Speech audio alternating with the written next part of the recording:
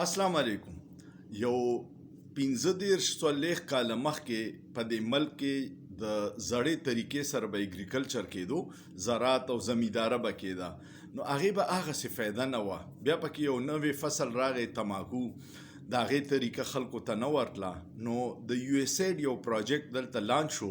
او هغوی به انګریزان د امریکې نه راتله او د زمیندارانو ته به هغه طریقې ښولې چې دا څنګه به کرې، د دې خصمانه به څنګه کوې، سپری به پې کله کوې، کله چې پاخه شي بیا به یې څنګه سنبالې، دا ټولې طریقې به یې ورته ښودې او هغوی سره به دلته کې لوکل د اګریکلچر ډپارټمنټ افسران تله او زمیندارانو ته به یې ښودل.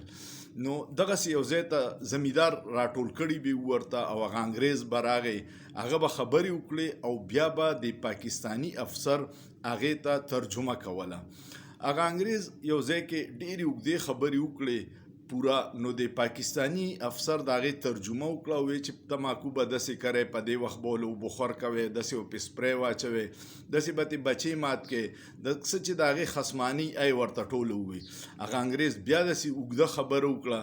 بس ده ورته وی یاره هغه زړې ده بیا خلکو ته د هغې ترجمه داسې کوله، زړې خبرې دي، ځان لم وخت ضایع کوي، ما لم ضایع کوي او تاسو لم، تاسو هم په دې پوهئ، خو دې د امریکې نه راغلي، اوس به یې اورو. بیا به یې هغه ته وی یس،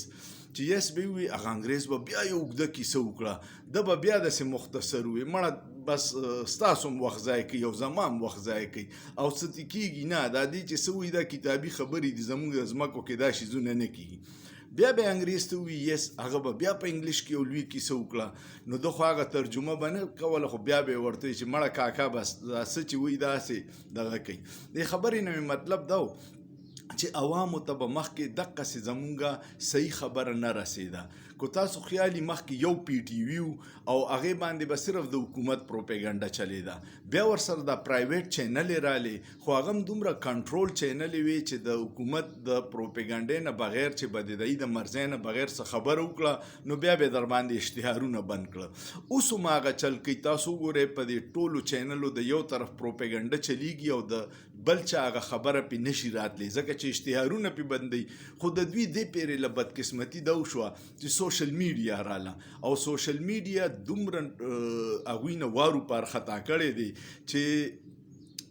د یو واقعي هغوی یو خبره کوي نو 10 ویډیوګانې نورو خلکو جوړه کړي کوم چې حقیقتي، نو په دې وجه باندې رښتیا اوس نه پټېږي. دا ګلوبل ویلیج د دنیا نه جوړ شوی دی چې دنیا په یو سر کې څه کېږي په بل سر کې په یو منټ کې پته ولګي. نو کو رښتیا مونږ مخنیوي نه کوو او خلکو ته یې ښیو، نو دې سره به د عوامو او د حکومت د دواړو فایدې.